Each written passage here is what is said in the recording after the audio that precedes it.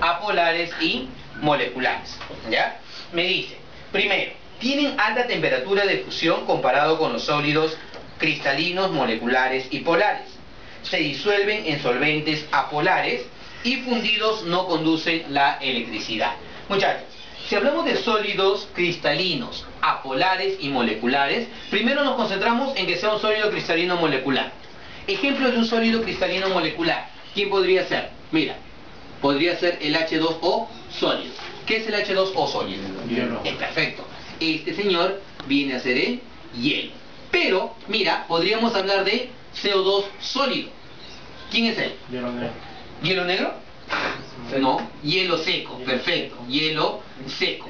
Ahora, mira, si nosotros analizamos al agua, ya, como sólido, o sea, como hielo, tú sabes que el agua es una molécula ¿de qué tipo? ¿Polar o apolar? ¿El agua de qué tipo es? ¿Una molécula polar o apolar?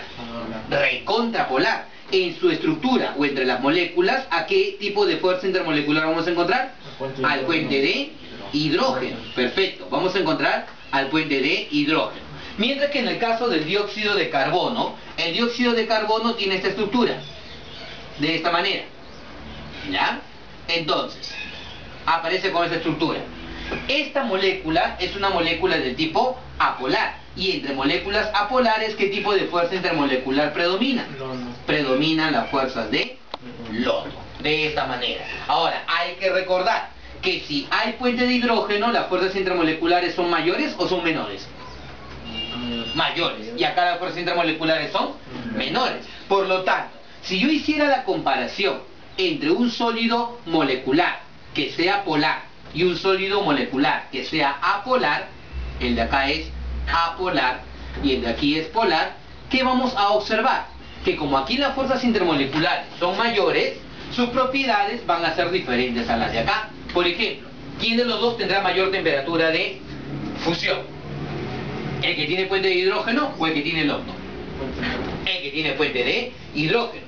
Aquellas moléculas que tienen fuerzas intermoleculares intensas, también es más difícil tratar de separarlas. Por esa razón, aquí el punto de fusión va a ser mayor. Entonces contesta lo que te dice aquí.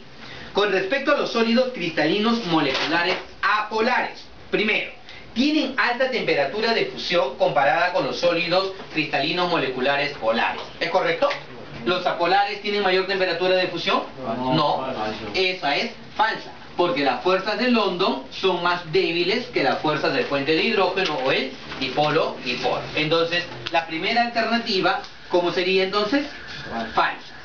La segunda alternativa, se disuelven en solventes apolares. Ojo, estamos hablando de los sólidos moleculares apolares.